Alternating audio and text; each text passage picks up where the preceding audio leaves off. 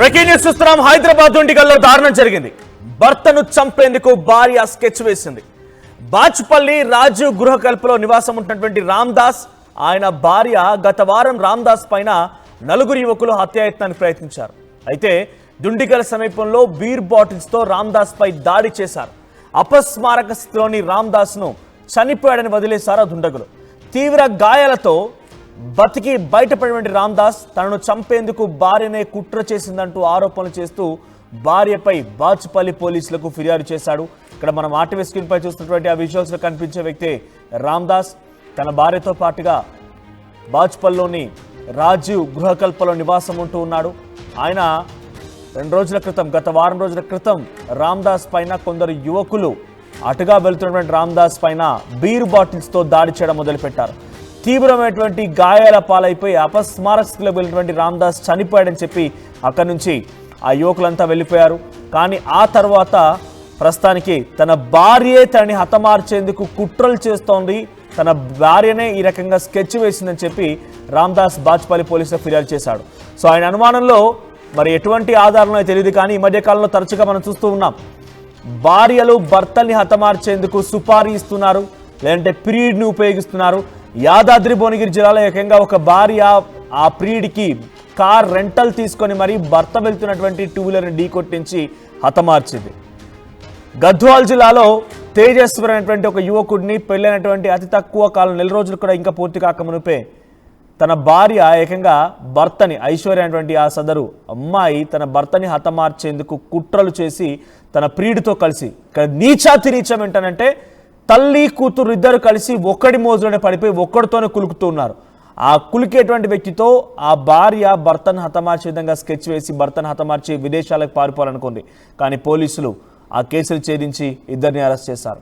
అంతకంటే ముందు మన తెలుగు రాష్ట్రాల్లో చాలా అంశాలు చోటు చేసుకునే ఈ రకంగానే భార్యలు భర్తల్ని హతమార్చడం, భర్తలు భార్యల్ని హతమార్చడం, మరీ ముఖ్యంగా ఈ మధ్య కాలంలో ఒక ట్రెండ్ అయిపోయింది. ఇదంతా కూడా ప్రియుడు చేత భర్తల్ని హతమార్చేటువంటి భార్యలు రోజు రోజుకు పెరిగిపోతున్నారు. మరి ఇక్కడ కూడా అటువంటిది జరిగింది. అసలు దీంట్లో నిజాలేంటి తెలుసుకునే ప్రయత్నం చేద్దాం.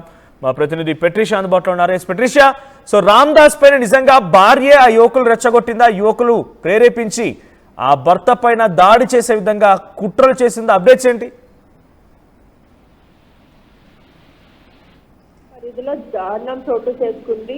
ఒకవైపు నా భార్య జ్యోతి నన్ను హత్య చేయడానికి ప్రయత్నించిందంటూ కూడా పోలీస్ స్టేషన్ మెట్లు ఎత్తిన భర్త బాచుపల్లి పిఎస్ లో ఈ ఘటన చోటు చేసుకుంది. సుపారీ ఇచ్చి మరి 4 గ్యాంగ్ కి సుపారీ ఇచ్చి నా భర్తని చంపాలి అంటూ కూడా ప్రీ ప్లాన్డ్ గా స్కెచ్ వేసుకొని భార్య జ్యోతి కూడా నా భర్తని అతి దారుణంగా చంపాలి, నా భర్త అడ్డు తొలగించుకోవాలంటూ కూడా రామ్దాస్ అన్న వ్యక్తి ఎవరైతే భర్త ఉన్నారో అతన్ని చంపాలంటూ ప్రీ ప్లాన్డ్ గా గత కొన్ని రోజుల నుంచి కూడా స్కెచ్ వేసుకొని ఆ తర్వాత భర్తని మందు తాగడానికి కూడా పౌరన్పేటలో ఒక స్కెచ్ వేసుకొని అక్కడ మందు తాగుతున్న వ్యక్తిని బీర్ బాటిల్స్ తో కొట్టి అతి దారుణంగా హత్య చేయాలంటూ కూడా ప్రీ ప్లాన్ వేసుకున్నారు.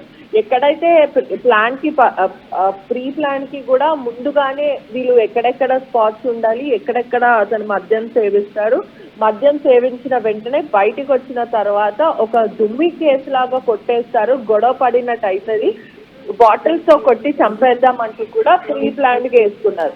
ఆ తర్వాత ప్లాన్ కి అనుకున్నట్టు ప్లాన్ గానే కూడా అతన్ని బీర్ బాటిళ్లతో కొట్టి అతి దారుణంగా హత్య చేయడానికి ప్రయత్నించారు. తల మీద కూడా అనేక సార్లు కొట్టిన తర్వాత కింద పడిపోయాడు. అన్కాన్షియస్ స్టేజ్ లో ఆయన కింద పడిపోయిన వెంటనే అక్కడ నుంచి ఎవరైతే సుపారీ గ్యాంగ్ ఉంటుందో ఈ గ్యాంగ్ అంతా కూడా ప్రధానంగా చూసుకుంటే చనిపోయాడు అనుకొని కూడా బయటకు వచ్చేసిన టైం అంటే అక్కడ నుంచి పారిపోయే ప్రయత్నం చేశారు. పారిపోయిన తర్వాత అతను తెల్లారుజాములు ఏదైతే ఈ ఘటన అర్ధరాత్రి జరిగిందో ఉదయం అతను లేచి అన్కాన్షియస్నెస్ నుంచి బయటకు వచ్చి అతను గాయాలంతా కూడా చూసుకొని వెళ్ళి పోలీస్ స్టేషన్ లో నా భార్య నన్ను చంపాలనుకుంది, వీళ్ళందరూ కూడా కలిసి నా మీద దాడి చేశానంటూ కూడా మొదట బాచుపల్లి పిఎస్ దగ్గరికి వెళ్ళడం, అక్కడ ఎఫ్ఐఆర్ నమోదు అవ్వడం, ఆ తర్వాత దాని ట్రాన్స్ఫర్ ఆ కేసు కూడా దుండిగల్కి 0 ఎఫ్ఐఆర్ లాగా కూడా కేసు నమోదు ట్రాన్స్ఫర్ చేశారు. ఇప్పుడు ప్రస్తుతం భార్య పైన కూడా మర్డర్ కేసు అనేది కూడా నమోదైంది. భార్యని ఇప్పటి వరకు కూడా పోలీసులు అదుపులోకి తీసుకోలేదు. ఆ సుపారీ గ్యాంగ్ మరియు భార్య కూడా అబ్స్కాండింగ్ అని అయితే తెలుస్తుంది ప్రధానంగా. ఒకసారి మీరు hold on Patricia get back చేయగానే ఒకసారి నేను అక్కడ కంప్లైంట్ కాపీ కనిపిస్తోంది. ఆ కంప్లైంట్ కాపీలో రామ్దాస్ ఏం మెన్షన్ చేశాడో మీకు చూపించే ప్రయత్నం చేస్తాను, వినిపిస్తాను మీకు, నేను మాట్లాడతాను దాని గురించి.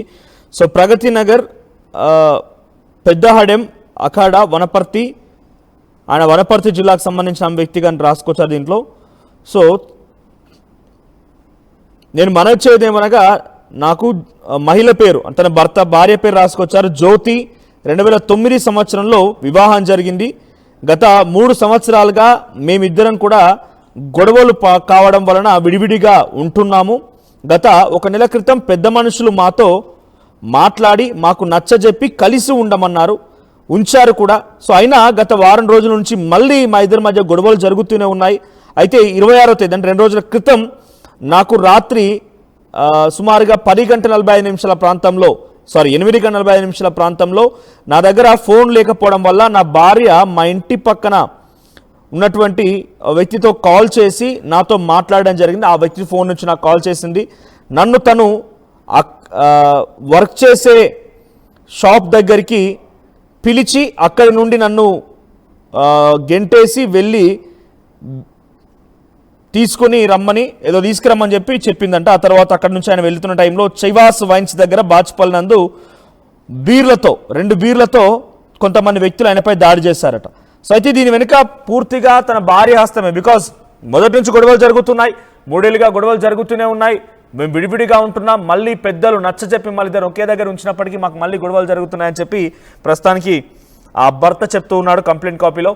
ఎస్ పెట్రిషియా, అంటే ఇప్పుడు ప్రస్తుతానికి భర్త రామ్దాస్ నాయక్ ఇచ్చిన ఫిర్యాదు మేరకి పోలీసు ఎటువంటి యాక్షన్ తీసుకోబోతున్నారు, భార్యపై ఎటువంటి చర్యలు ఉండబోతుంది, నిజంగా భార్య హస్తం ఉందన్నట్టుగా పోలీసులు నిర్ధారించారా?